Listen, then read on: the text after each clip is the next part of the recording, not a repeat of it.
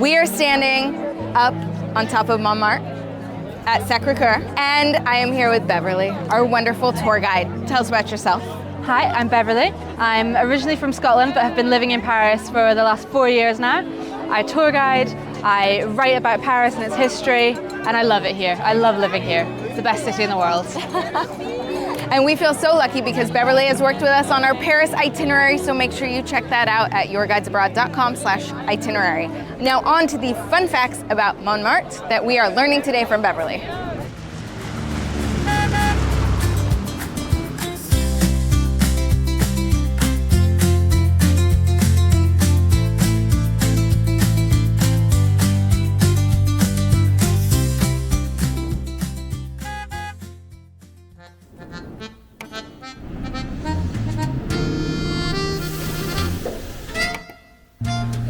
Oh, this is a cool water fountain, dude. Oh, that's so cool. Oh.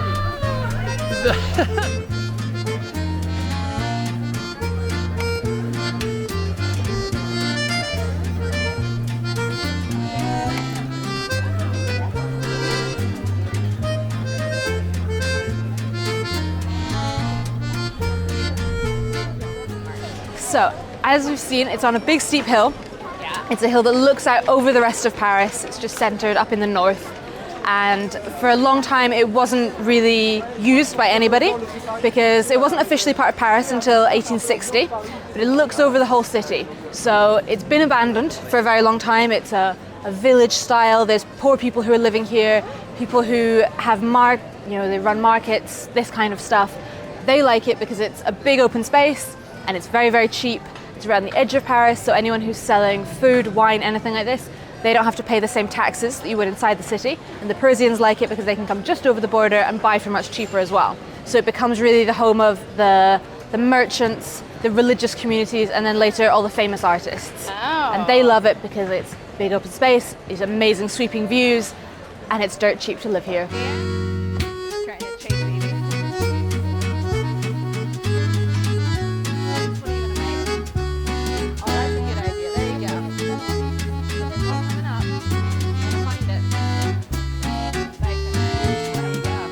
So this originally was a piano factory.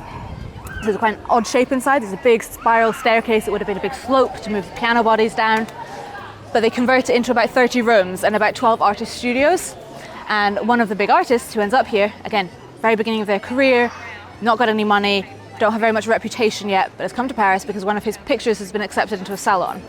So he moves here in 1900. He's 19 years old, moves in here. There's very little to see or do, but he has a room, and this is Picasso. So this is where he begins his career. Wow. So he lives here, and he lives here for about 10 years, so way longer than he actually needed to. And this, again, you can kind of imagine, you're paying for what you get, really, so you're getting nothing. There's no running water, there's no electricity, there's no heating, anything like this. So there's one well at the bottom that is the water source for everyone, and there's one pit in the bottom, which is the toilet facilities for everyone living here.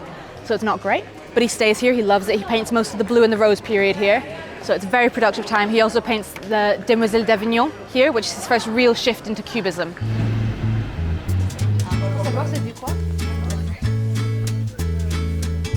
Good luck to everybody.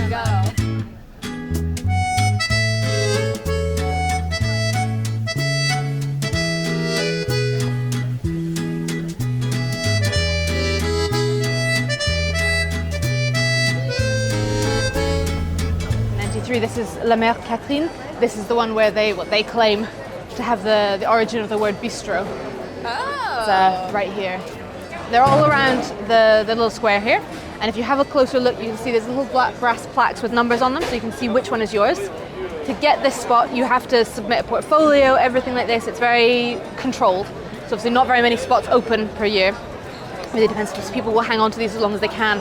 At the moment, there's just under 300 artists time-sharing these spots. Wow. And as you can see, you can do any kind of art you like, as long as it's consistent with your portfolio style. But it means everything here, is very good quality. You're not going to get ripped off for price as well. And often you can see they'll be painting, they're working right now. So they'll often finish a painting, just done it, and they put it up for sale. You can buy it while the paint's still wet. So you can see they've got their little, they're just marked out. And that marks out your space. You can see on the other side you'll have the artists. So it really depends on who's working. But you can often see where they're still painting, drawing. So here we go, here we've got someone painting. She's just working right now.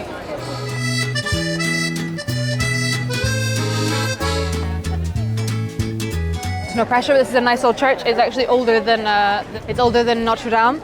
It's only by a little bit. It's the 1140s that it was built. Wow. And again, this was a much bigger, like a lot of churches in Paris, it was part of a much bigger abbey. During the French Revolution, we get to the end of the 1700s. It's very anti-monarchy and very anti-religious. So they don't tend to tear down the church buildings. They do often convert them into something like a factory, things like this. But generally, all the abbeys that there were get torn down, and that actually, positively for Sacré-Cœur, it leaves a big space on the top of the hill, and that's where we now have Sacré-Cœur.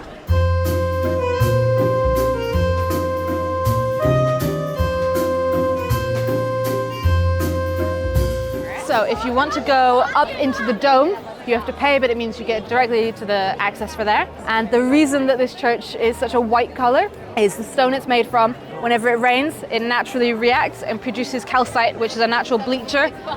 So the more it rains, the whiter the church becomes. That is so cool. And if you want to skip the line, because this is a massive queue here of people, Beverly suggested coming early, like around 9 a.m., even earlier if you want to, or coming later, so like dinner time, 7, 8 p.m., and you won't have this long line. Although this does move quickly, you won't have such a long line. Come when the Parisians and the tourists are all eating. There we go. Much faster. Much faster.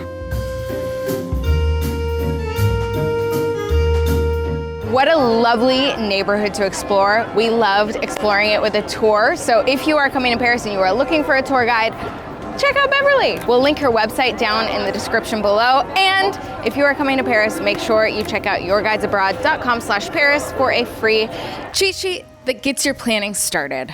Thanks so much for watching. Like the French people do, Mama eats so good. Oh yes, every wound, every side, every kiss dear, leads to only one Suzanne. It is